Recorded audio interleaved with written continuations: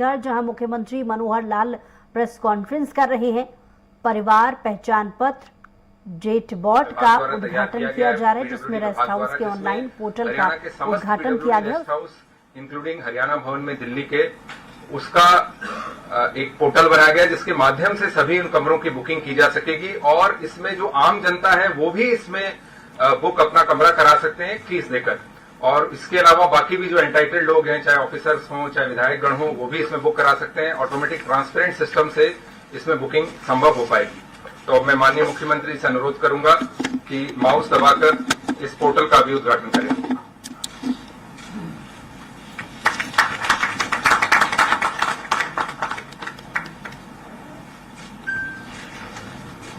कार्यक्रम को आगे बढ़ाते हुए अब मैं माननीय मुख्यमंत्री जी से उनके उद्बोधन के लिए अनुरोध करता हूं।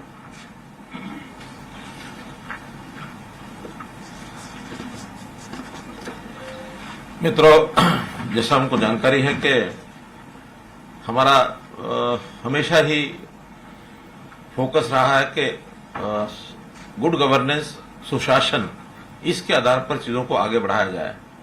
ठीक 25 दिसंबर 2014 जिसको हमने पहला सुशासन दिवस इस नाते से कहा था और टेक्नोलॉजी के आधार के ऊपर चीजों को बढ़ाने का जो क्रम उस समय शुरू किया था, लगातार उसको हम आगे बढ़ा रहे हैं।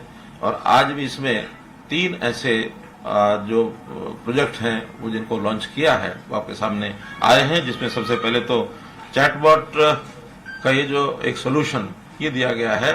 और हमको जैसे पता है कि परिवार पहचान पत्र भी अपने आप में एक यूनिक ऐसी एक चीज जो हमने तैयार की है, जिसका लाभ प्रदेश के लगभग 72 लाख परिवारों को उसका लाभ मिलेगा।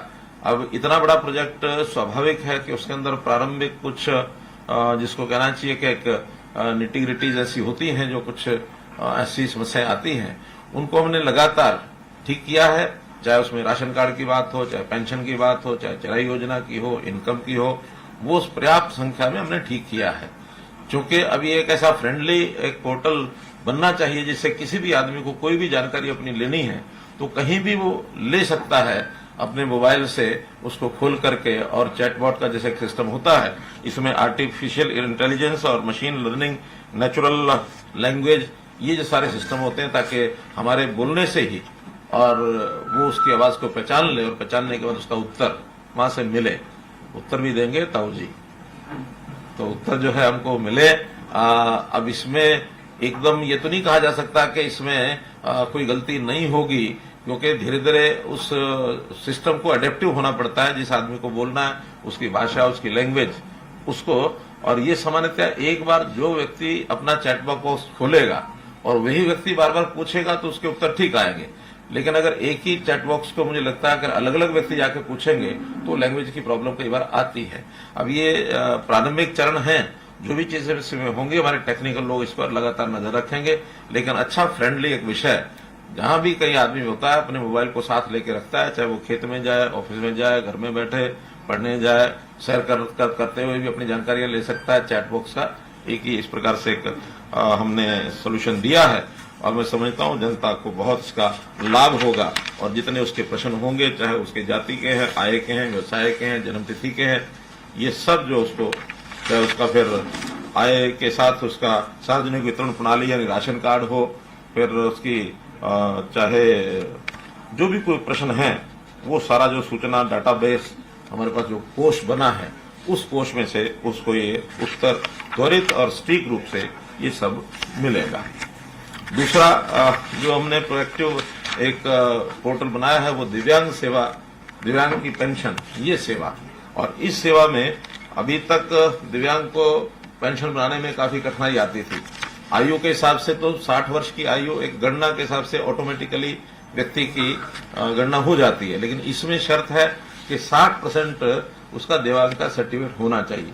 जैसे ही 60% दिव्यांगता का सर्टिफिकेट डॉक्टर से वो प्राप्त करेगा, उसको अपलोड करेगा, अपलोड करते ही प्रोएक्टिवली उसकी पेंशन जो है वो घर बैठे बनेगी। इसमें कहीं किसी प्रकार की कठिनाई नहीं आएगी।